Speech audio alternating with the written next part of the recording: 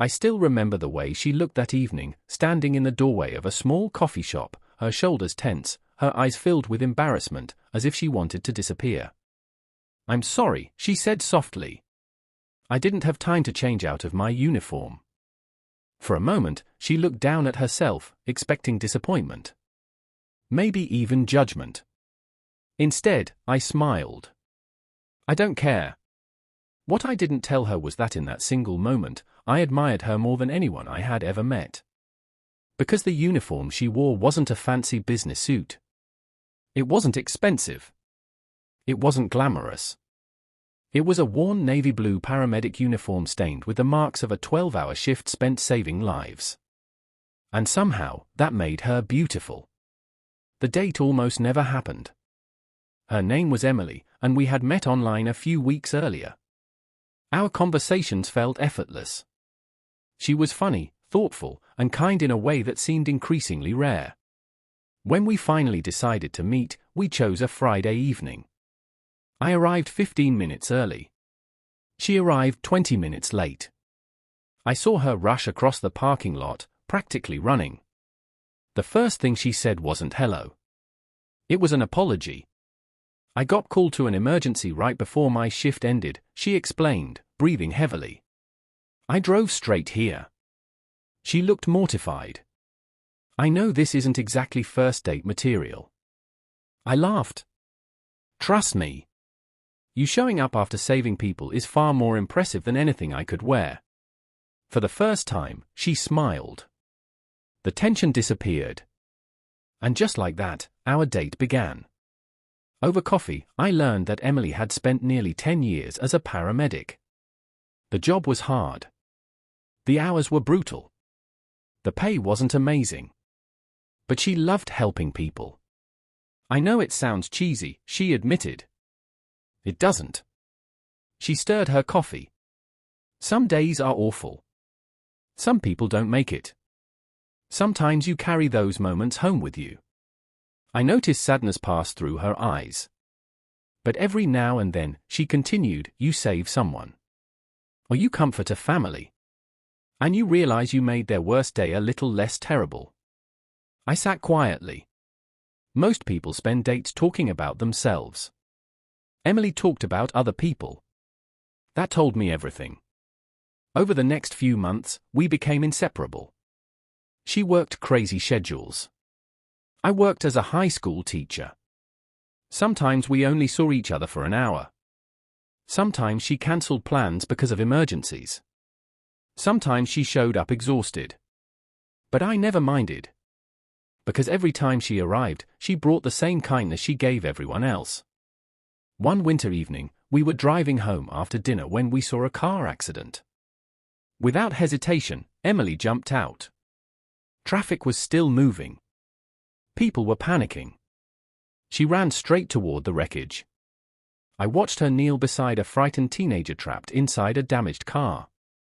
She held his hand. Spoke calmly. Stayed with him until firefighters arrived. Later, when we got back into the car, I looked at her. "You do that every day." She shrugged. "It's just my job." No. It wasn't.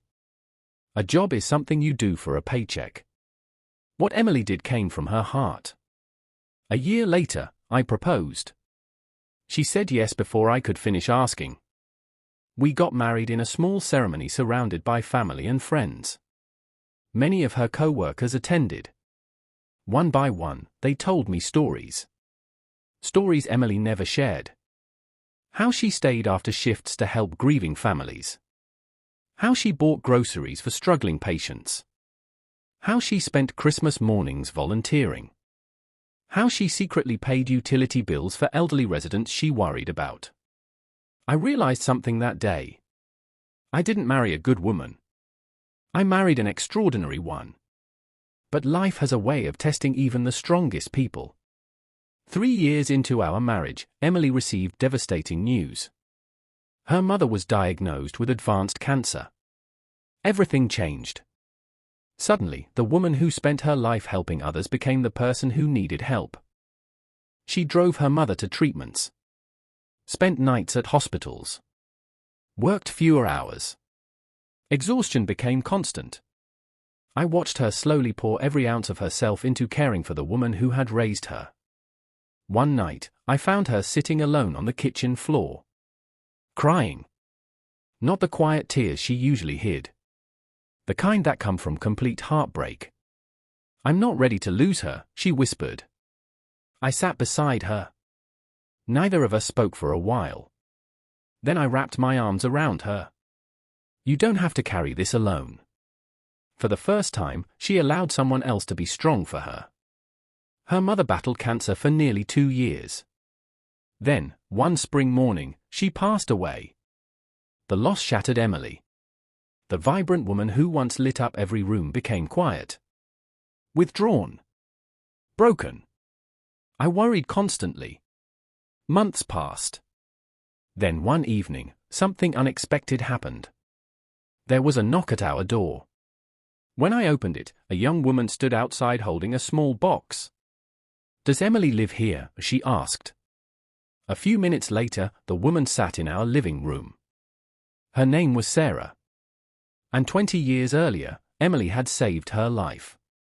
Sarah had been a child involved in a severe car accident. She remembered almost nothing. Except one paramedic who stayed with her the entire ambulance ride.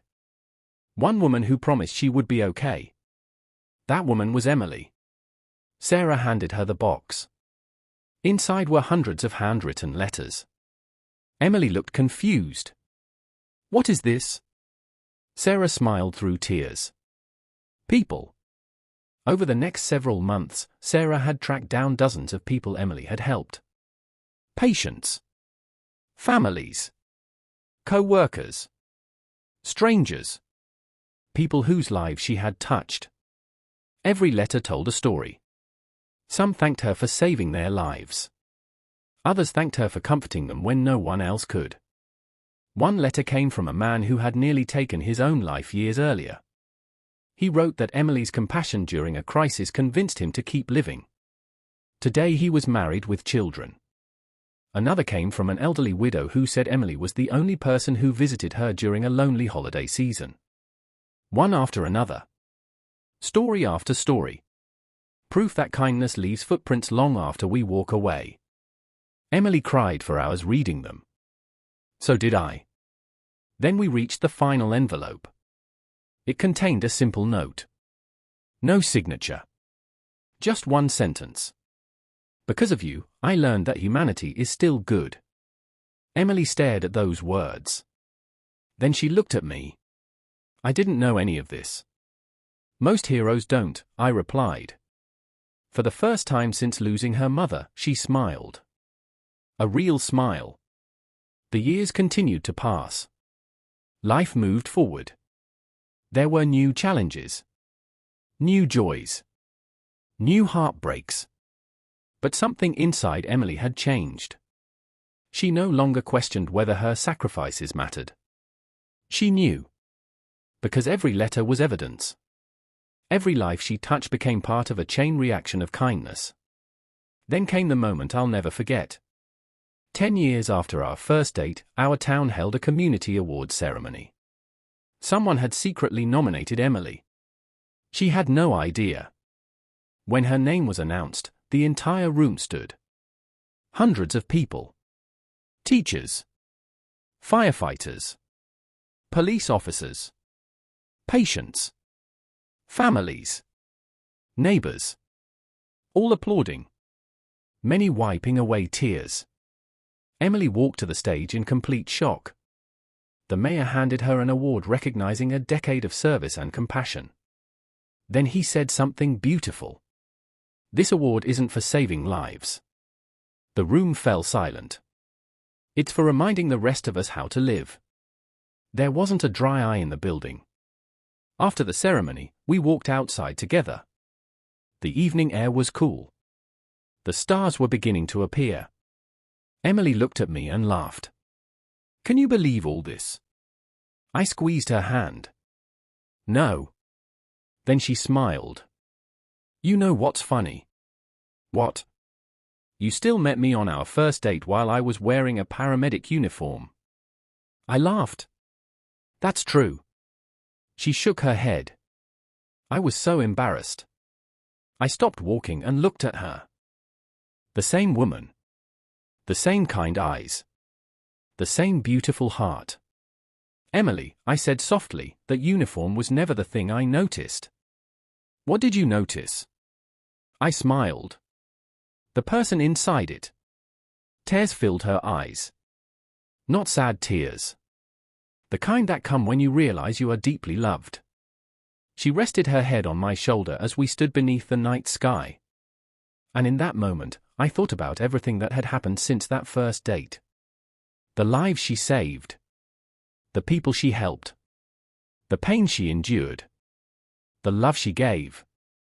All because one woman chose kindness again and again, even when nobody was watching. And I realized something simple but powerful. The world is changed not by the loudest people, the richest people, or the most famous people. It is changed by ordinary people who quietly choose compassion every single day. People like Emily. The woman who apologized for wearing her uniform. And the woman who taught me that the greatest beauty in the world isn't what someone wears. It's the goodness they carry in their heart.